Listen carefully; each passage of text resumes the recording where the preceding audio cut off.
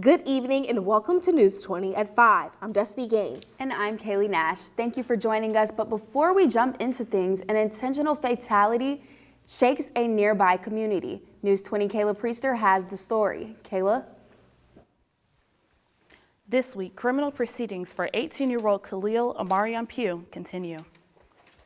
A man was killed and another person injured after a car crashed into a Walmart last week in Thomasville, Georgia. According to Georgia State Patrol, Pugh was charged with first-degree vehicular homicide. Pugh was driving recklessly through the parking lot before crashing into the store's entrance. According to eyewitnesses, there was another suspect in the passenger seat of the car. That's all I have for you today. Back to you at the desk. Railroad Square Craft House has recently experienced several vendor scams. According to the Craft House, someone has been using Railroad Square's address to scam customers into buying tickets for events that do not exist. CEO Justine Spells said only a few people have lost money due to these scams, but she still warns others about believing everything they see online. She says customers should reach out to the Craft House to verify if events are actually taking place. A bill is soon to be filed into an action in relation to the use of social media platforms while under school supervision. Our very own Destiny Gaines has more details. Let's take a look. Involving public schools to provide instructions on the effects of social media, Senate Bill 52 is adding more protection for students in their use of electronic devices. Former Principal Danny Whitfield addresses the expectations of these future guidelines.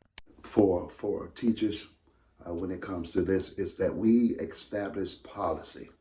And that policy is something that has to be adhered to by the teacher as well as students. If restrictions of social media are implemented, instructional staff of the public schools are required to teach age-appropriate instructions such as responsible decision-making, conflict resolution, and resiliency. Former social worker and mother of two, Kira Adams, elaborates on what makes Senate Bill 52 detrimental yet beneficial to students.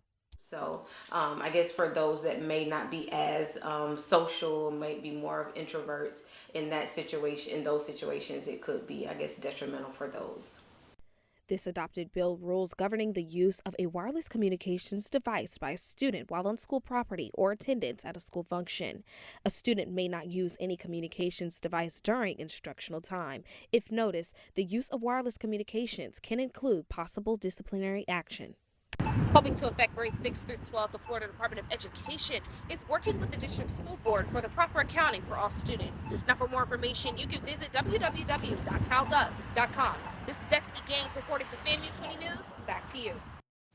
This act will take effect on July 1st, right before the upcoming school year. A new trial date is set for Charlie Adelson in the murder of FSU professor Dan Markell, after the defense says the case needs more time. Adelson's attorney Daniel Roshbaum says the defense was still going through hundreds of wiretaps and volumes of phone calls, emails, texts, and other records. In a Wednesday order, Circuit Judge Robert Wheeler set the jury selection for Monday, October 3rd. Wheeler states that he expects the case to be concluded by November 9th. And in more legislative news, another Florida bill currently going through legislative process could affect programs and modify control over state colleges and universities. Our own multimedia journalist Malik Burgess tells us more. House Bill 999, also known as Public Post-Secondary Educational Institutions, would ban state colleges and universities from using funds to promote, support, or maintain any programs or activities that expose diversity, equity, and inclusion, or critical race theory rhetoric. Students like Isabella Ensign are upset about the outcome of the bill. I personally am heartbroken that those might be taken away.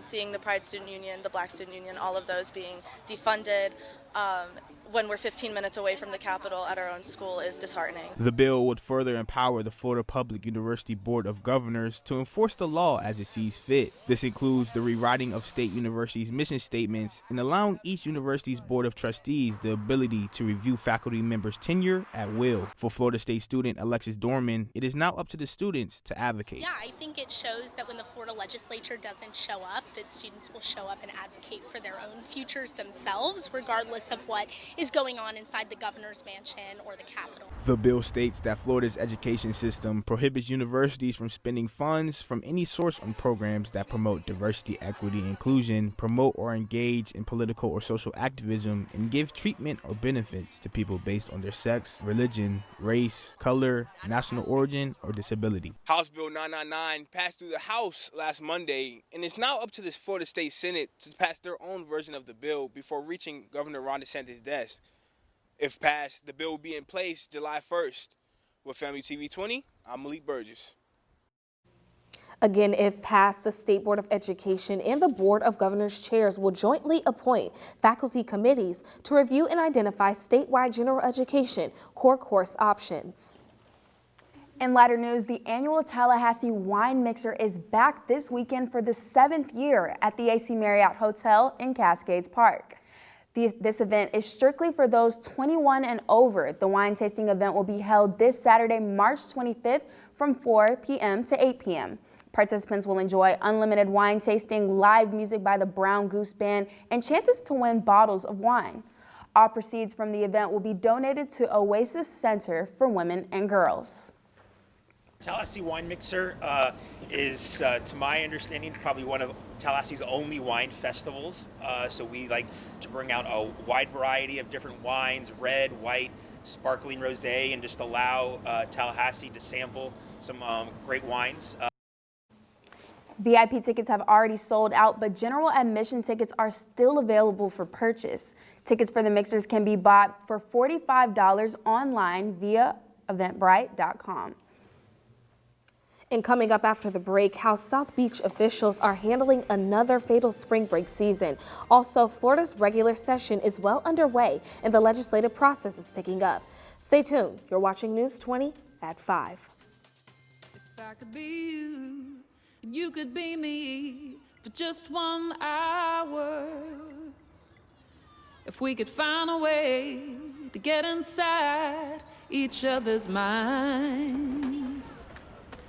If you could see you through my eyes instead of your ego, I believe you'd be surprised to see that you've been blind.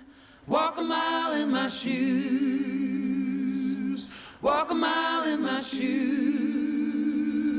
Yeah, before you abuse, criticize and accuse. Walk a mile in my shoes. Walk a mile in my shoes. Well, before you abuse, criticize and accuse. Walk a mile in my shoes. Meet the scan, a simple procedure whose mission is to detect lung cancer early.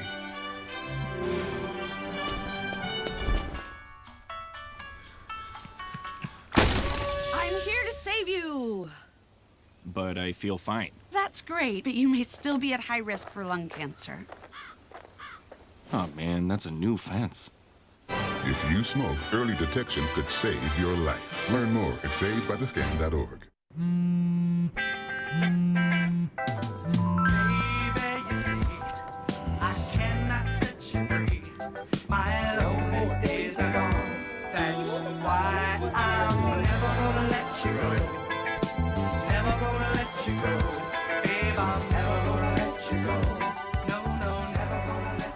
Here you go. Thank you. Thank you.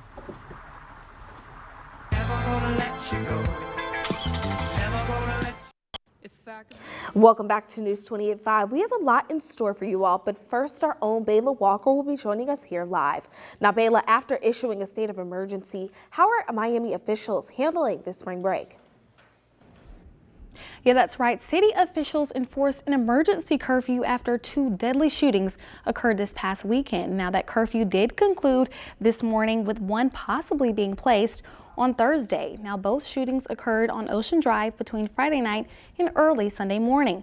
24-year-old Dontavius Leonard Polk was arrested after surveillance cameras showed him shooting a victim on the ground several times on Sunday at 3 a.m. Officials are actively searching for the Friday night shooter, suspect or suspects. Back to you at the desk. Although it's spring break for some students, for others, Traveling to advocate against bills targeting the LGBTQ+ community is priority. News 20 reporter Ariel Drayton has the story. Despite the protest rule during session 2, Florida students adapt to peaceful protesting. They were able to protest against the 10+ bills that target the LGBTQ community. Lola Smith tells us why she attended the session. They want us to be afraid to speak up, but we're still finding our ways to speak up because they don't want us to be heard, because they don't want us to be here. But we find our way to speak up to show us that we are still here. We've always been here. They're just trying to erase us.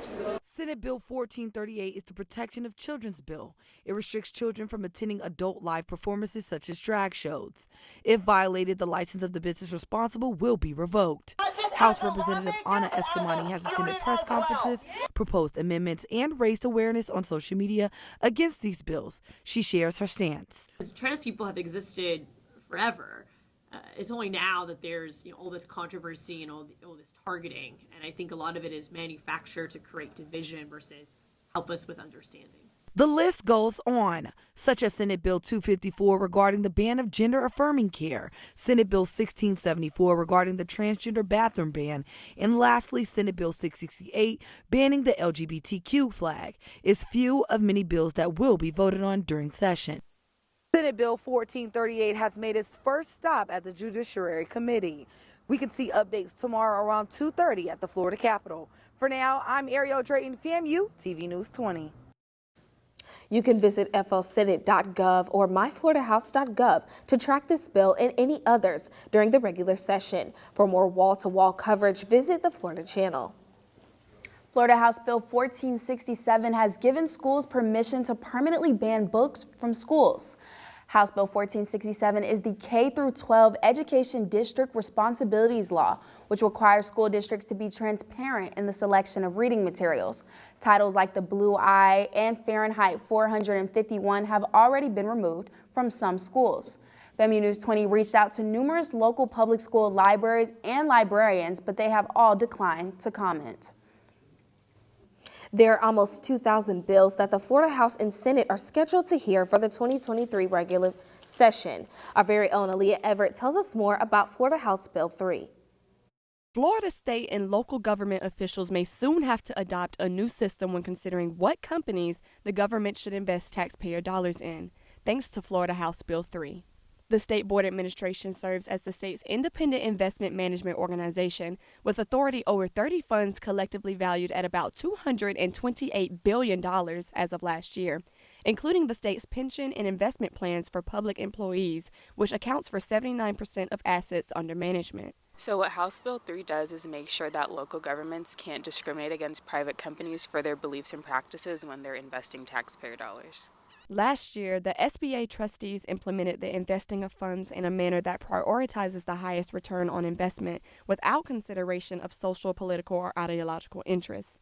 This means that the government cannot consider factors such as a company's child labor practices when investing funds. Corporate activism relates to a trend in what Republicans believe where companies are being motivated and led to make decisions based on different social policies that are going on, such as gun control, women's rights, human rights, and policing as well. So, House Bill 3 is primarily sponsored by Commerce Committee Chair Bob Rommel and 6 additional Republican members of the House, and was voted favorable with 16 yeas and 5 nays.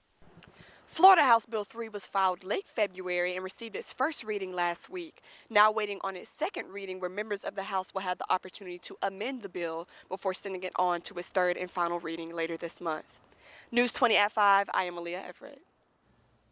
To stay up to date on House Bill 3 and other bills in session, visit myfloridahouse.gov or floridasenate.gov. The Silicon Valley Bank is on a downward spiral this month amid rising interest rates. The Federal Reserve Board predicted the bank's collapse as far back as 2021 after supervisors at the Federal Reserve Bank in San Francisco issued 6 citations. A Fed review found these citations emphasized risk of the bank failing to ensure that it would have enough cash and assets on hand in the event of trouble. Many expect a broader push in bank oversight moving forward. Former President Donald Trump predicted this past weekend that he would be arrested by New York law enforcement following a years-long investigation of a hush money scheme involving adult film actress Stormy Daniels. Trump took to social media stating that the quote, leading Republican candidate and former president of the United States will be arrested on Tuesday of next week. Trump's team has stated